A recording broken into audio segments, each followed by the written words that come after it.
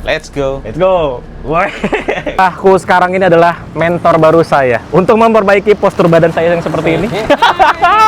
Ini dia Om Chris John. Halo Mas Arkan. Sehat ya Om ya? Sehat. Wah, jadi ini kesempatan yang luar biasa. Bisa ajak Om Chris John main ke garasi bus. Ya. Jadi sebenarnya kemarin tuh kita ngobrolin tentang bus. Terus Om Chris John bilang, kapan-kapan ajak dong nyobain bus, nyetir bus atau truk lah gitu. Wih, langsung kita ajak ke sini mumpung ada waktu sama Om Chris John. Nah, sebelum kita ke bis Om, ini kan aku mau banyak menggali ilmu dari Om nih. Nah, ini kan Om Chris John legend lah. Buat yang milenial mungkin sangat mengenal Om ya kan, karena masa kejayaannya Om Chris John tuh dari tahun 97 ya. 97 awal 2003 itu saat saya menjadi juara dunia. Juara dunia. Wow. Nah, juara dunia itu berarti tandingnya itu di mana, Om? Di Bali. Di Bali. Saya orang kalau nggak salah Kolombia. Orang Kolombia. Wah. Itu, saat itu gelar kosong, lalu diperebutkan antara saya peringkat 1 dan peringkat bawah saya ya. Oke. 2 atau 3 waktu itu. Oh, gitu.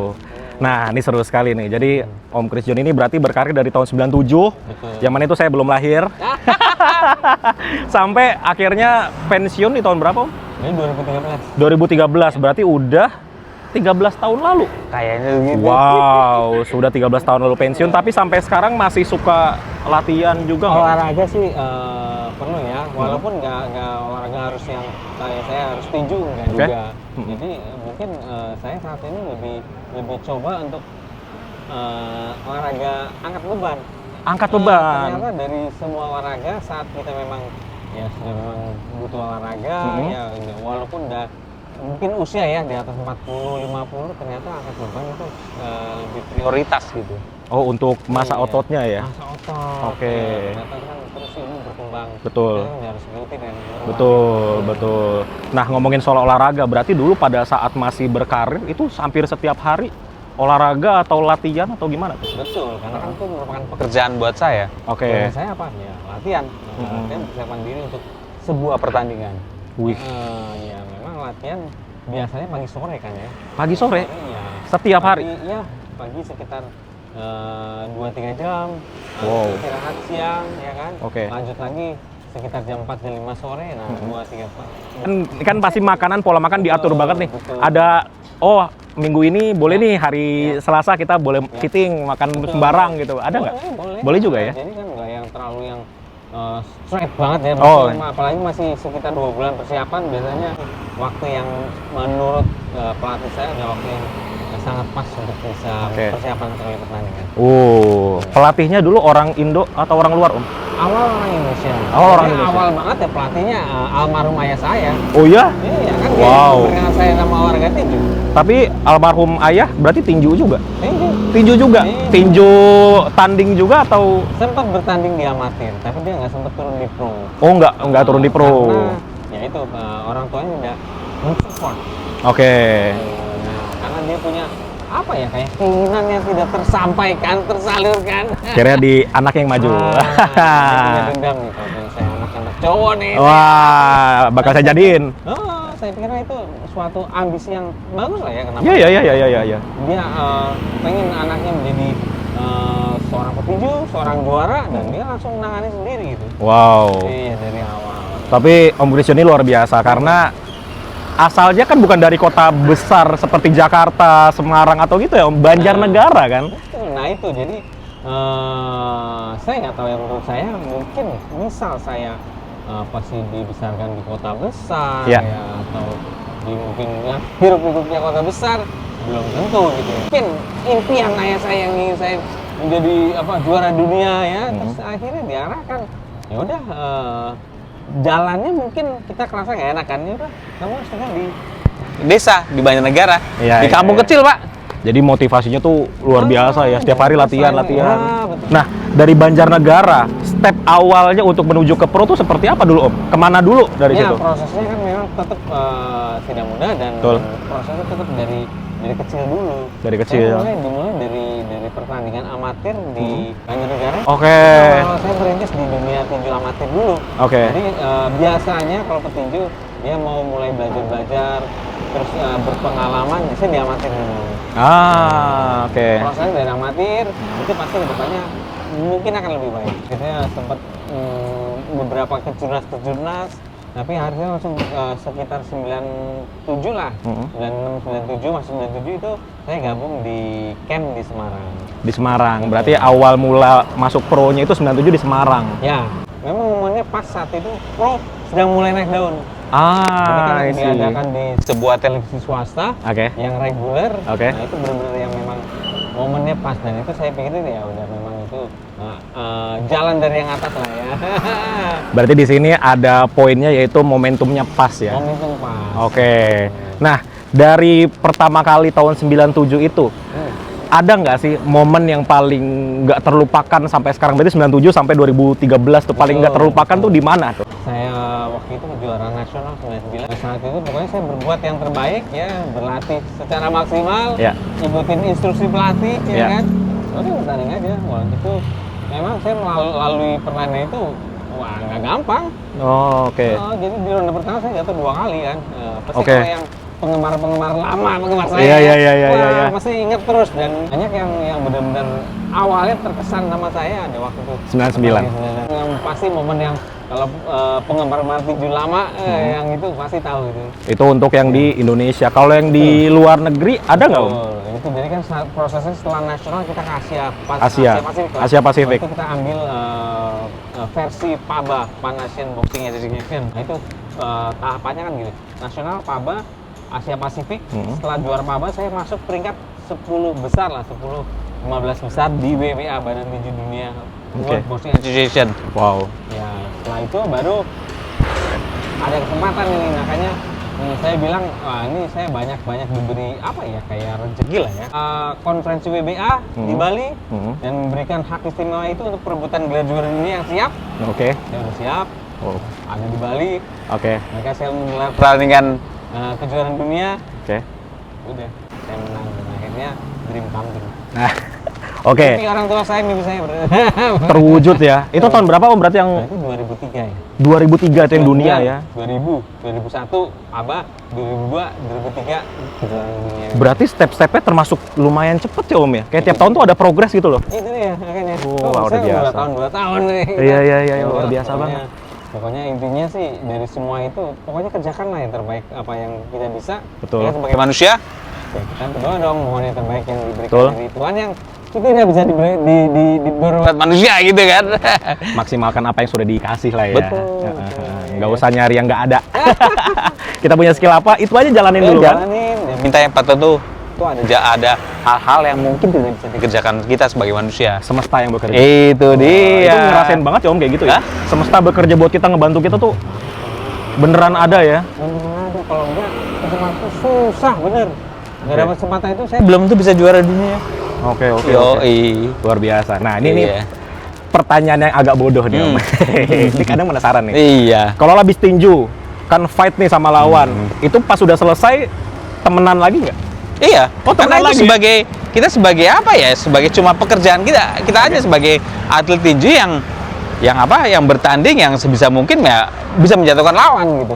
Gitu. Nah, tapi setelah itu selesai beres ya kan. Iya. Kayak makan bareng lagi, tetap kontekan gitu. Tetap itu ya. Nah, maksudnya kalau ketemu pun ya biasa aja. Mungkin mereka ada pasem lain gitu ya. Jadi kayak ada sebel gitu kan. Aduh. Tapi pasti kalau petinju yang mereka mengutamakan sportivitas, mereka akan biasa aja dan menganggap itu adalah pekerjaan kita sebagai tinju. Profesional aja. Gitu. Seru sekali, Om. Nah, ini sepertinya sudah cukup lama ya. Nah, sekarang kita mau coba nih.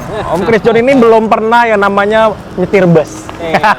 Kita akan coba lihat Om Chris John apakah bisa mengemudikan bus yang ada di belakang kita. Ini adalah bus U-Trans dengan nickname Black Phoenix. Kita langsung saksikan. Saya ke Jakarta juga naik bis loh dari bis apa? Dari Banjarnegara, dari Mandiraja saya ingat. Bisnya wah yang udah itu banget lah, berarti itu udah yang dedengkot banget. Iya. Apa boleh tuh? Sebutnya? Bunga apa? Bis Sinar Jaya. Sinar Jaya Legend. Sinar Jaya langganannya Om Chris John. Saat itu wah dia yang benar-benar yang cukup terbaik lah, wah dengan TV dan videonya. Tahun berapa, Om? Sorry, Om. Itu berarti kan 95. 95-an udah naik Sinar Jaya. Naik Sinar Jaya. Oh ini udah seneng banget naik Sinar Jaya, ada TV-nya. Ya ada TV-nya. Kalau sekarang masih naik bus nggak? Bis. Baru-baru ini. Bis, tapi kan juga kita juga lihat ternyata ada bus sleeper. Ada sleeper? Keren Wih, asik. Boleh. Oke, yuk sekarang kita jalan yuk.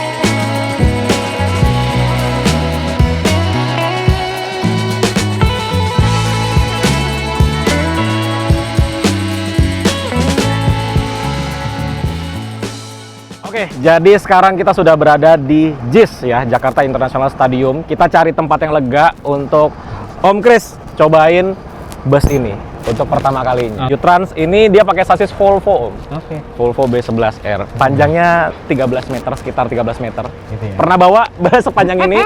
Mobil paling panjang pernah bawa apa? Limosin? Asik. Kan pernah ke LA. Kan cuma penumpang. Oh gitu. Cuma penumpang. Iya. Berarti pengalaman pertama ini ya? Ya, iya. Wih, Betul. pengalaman yang mungkin tidak akan terlupakan ini. Nyobain bus. Ya, mudah-mudahan nggak nyerempet kiri kanan ya. Aman ya, sengaja kita bawa ke sini Iya. karena biar bisa manuver-manuver dikit-dikit Oke. kanan kiri kan. Kalau di garasi tadi kan ya. Aduh, pasti itu warung-warung sebelah habis. Oke, yuk langsung aja kita coba Om. Ya. Oke, sudah wes. berada di balik kemudi. Wih, gimana Om rasanya Om? Oke ya? Iya dong. Dan view-nya enak lah ya, posisi duduk segala macam. Oke, Enak. bagus. Ini setir juga bisa diatur Om. Jadi kan ada ini nih, itu kayak kopling. Oh, ini. Itu mau diinjak, Injak, yang kencang injak. Injak Ini udah. bisa coba didorong ke atas. udah full berarti. Enggak. Oh, Oh, jadi kalau mau buat akses keluar masuk, oke enak. siap. Pasang Oh, lagi gitu. bisa. Nah, bisa disesuaiin mau semana. Tuh ya kan? Wih, keren. Oke, Ya. jadi setir Volvo B11R dia seperti ini. Di sini cuma ada klakson nih kecil Iya. sama audio gitu. Siap. Nah ini Keren. untuk sennya dia di sebelah kiri Om. Oh, yang ini ya? Ya ini lampu sen, Ya. kiri kanan atas bawah ya. Wiper ada juga, Hah? tapi ada retarder. Retarder itu apa? Retarder itu kalau bus premium seperti ini dia untuk ngebantu pengereman. Jadi pengeremannya dia nggak rem cuma dari kayak rem angin gitu mungkin. ya kalau remnya kan exhaust brake ya. Oke. Retarder ini dia sistemnya magnet. Oh, Gitu. Jadi iya, untuk iya. mempermudah kerja rem. Ya, Jadi dan rem ini lebih- nggak terlalu ya. keras kerjanya. Karena kan bobotnya Iya. gede. Ya. Benar. Gitu. Itu memang harus perlu yang ya apa ya, yang Nah, pakem kali ya. nah Cepet itu dia. ada di bus-bus atau sasis-sasis yang premium sama seperti Volvo ini gitu. Siap. Ini pencet lampu semua. Ya. Sebelah sini. Terus ini ada head unit seperti biasa lah ya. Ya. Dan di sebelah kanan Om itu adalah parking brake. Ini. Ya, itu parking Di belakang brake-nya. ya. Nah, Ah. untuk menjalankan di sini tuasnya Om. Ini tuasnya. Ya, ini untuk kayak Ya, kayak mobil biasa aja. Persneling ya? Tuasnya. Jadi ini matic. Ini 12 speed Oke. ya, 12 speed maju, ada netral, ini A automatic, Automatic, M manual. manual. Jadi ya. bisa dimanualin juga. Betul. Tapi nggak pakai Biasanya kopling. kalau ya kalau buat itu ya, kalau buat mungkin butuh tenaga instan. tenaga gitu instan. kan. Ya. Terus ini untuk plus minusnya si manual. Wih, keren Gitu. memang udah teknologinya udah yang ya Benar. otomatis semua. Oke, Ya. sudah siap? Seatbeltnya sudah belum? Iya dong, Nah, harus seatbelt dulu. iya. Seat belt. Spion. Tapi kayaknya oke. nggak grogi ya, kayak udah biasa gitu ya. Nggak grogi gitu. Iya. Oke, Ini. Wis, mantap. Ya. Ayo, Sorry, untuk majuin ini bangku mana ya? di bawah. Oke, Ya. berarti rem dulu dong. Rem Ini dulu, benar. Seperti Lepasin. biasa. Terus ini, Lepasin mana itu?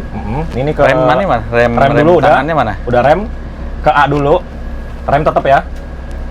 Nah, baru Bukan lepas netral ya? handbrake. Nah, Ini itu apa? Udah A automatic. Ini A ya. Handbrake dilepas. Handbrake yang ini. Ya, itu tuasnya dipencet ke atas gitu, ditarik. Yang bawahnya Om, yang bundar itu ditarik ke atas. Nah, baru lepas aja. Oh, Oke. Oke. Dari list udah jalan. Oke. Nah kalau Volvo ini dia harus injek gas baru jalan. Oke, Kalau yang kalau lain bagus biasanya dong. lepas rem, Betul. udah jalan. Nah, iya. Gitu. Ini dia harus injek Ya. gas. Oke ya. Sip, aman semua? Ayo. Ya. Let's go. Let's go. Woi, gas Om. Wih di jalan. Gadung. Ini kita di area tertutup ya, jadi aman sekali, tidak ada yang mengganggu. Betul. Wis. Asik. Untuk pertama kalinya nyetir bus, langsung yang mewah sekali bawahnya. Standarnya udah tinggi Iya, nih. bener Sulit udah nih. yang ringan banget. Iya.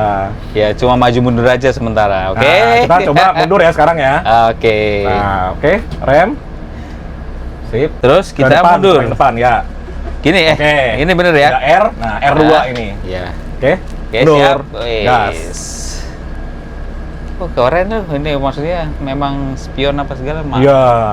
Jadi kalau udah Ada, jadi iya. driver bus kita tuh memang lebih Iya, sibuk iya, dari iya. kita bawa mobil biasa Iya, ya, iya. karena spion harus dilihat semua. Tapi nggak sesulit yang kita pikirkan ya. Betul, Waduh, benar. Mereka sudah dipermudah semua. Ya, karena itu mindset kita ya. Karena Iya, udah ringan banget ini. ketakutan itu cuma ada di dalam kepala. Aslinya ya biasa aja kayak gini. Yoi. Wis, enak ya Om? Iya. Iya. Enak ya? Harus bikin ini SIM B1, B2 ini. Mudah-mudahan nanti dari bos bos ini ya armada Wah. angkutan ya harus bisa juga kan. Cuma memang kita ngeri yang blind spot itu ya. Iya. Sip. Oke. Maju lagi sekali lagi tapi agak Sekali lagi. digas. Yo, agak oke digas. deh. Tadi kan pelan. Yo, Ini ya. ya. Eh. Gas, agak digas. Agak dalam injaknya. Gas. Biar ngerasain torsinya yang besar itu. Iya lu. Wih. Jadi dia kalau digas kayak gitu Om, kita start dari gigi 2 langsung gigi 6 dia. Wis. Iya, lompatnya Oke. 4 speed dia. Iya ya. Karena Langsung menyesuaikan makanya cepet kecepatan. tuh dia tuh. Jadi perpindahannya lebih halus. Mantap. Ya, mundur lagi. Kalau kita ngegasnya pelan-pelan, dia ngopernya satu-satu gitu. Oke. Iya. Kalau langsung gas gitu enak. Ngopernya banyak. Gini ya. Ke depan. Depan. Oke. Oke. Is, mantap. Iya lu. Belakang juga oke, cepet. Inline 6, Iya, 6 iya. silinder. Nah, makanya kok enteng banget. Ini untuk pemakaian solarnya rata-rata 1 liter 3 kilo. Tapi Bingung untuk banget. kapasitas 50 orang, Ya, worth it lah. memang Worth ya it pasti lah. udah di itulah ya. Mm-mm. Dan di apa? Sesuaikan. Iya. Pasti makin lama makin keren. Sip. Oke, sip. Wih, mantap. Jadi lulus ya. Lulus. Jadi driver bis ya. Ya, kapan-kapan magang di U-Trans nih. Iya, harus. Ini berarti Netral kalau aja. ini netral ya. Netral, berarti. terus Oke. parking brake ditarik langsung aja. Tarik aja ke belakang. Oke. Woi, sip, mantap Oh, sekali. udah. Sip, lulus. Gimana perasaannya? Nyobain Iya nggak, bus ini? pokoknya nggak. Jadi kan kita nggak penasaran itu kena apa nyetirin bus kayak apa sih gitu kan? Ya, ternyata ya apa kalau untuk majunya apa segala sebenarnya udah dipermudah semua ya dengan Teknologi. yang baru. Heeh. Iya, yang fitur. Wah, udah begini. Iya, apalagi zaman dulu mungkin pertama kali Om ke Jakarta dari Banjarnegara kan lihat bus kan kayak susah Benar, nyetirnya benar, gitu kan. iya. Sekarang Sekarang sudah udah permudah semua. seringan ini, terus juga sudah otomatis, tenaganya besar, busnya Ya, juga bagus. Betul. Interiornya enak ya. Enak Dalamnya banget. tuh Pasti kita makin lama makin memang lebih bagus lah ya Iya, teknologi. karena makin lama Om untuk bus ini diutamakan itu cuma 3 poin biasanya. Keselamatan, efisiensi, tiga hal itulah gitu. Tadi berapa? 1 liter solar berapa? 1 liter rata-ratanya 3 km. 1:3. Tapi itu termasuk irit, Om. Iya, Kalau iya. bus yang double decker 1:1. Ya, betul, Jakarta bensin. Surabaya Iya. ya, Jakarta Surabaya 600 kilo ya 600 liter. Ih, ngeri ya Pak ya. Oke, baru tahu loh Pak. Gitu. Tapi tergantung bobotnya sih. Iya, karena ini dia sasis premium tapi dia single deck. Jadi dia bisa dapat 1:3. Makanya makin lama kan ya, teknologi makin maju, makin efisien. pemakaian bahan bakar juga makin efisien. Mantap, Betul. mantap. Oke.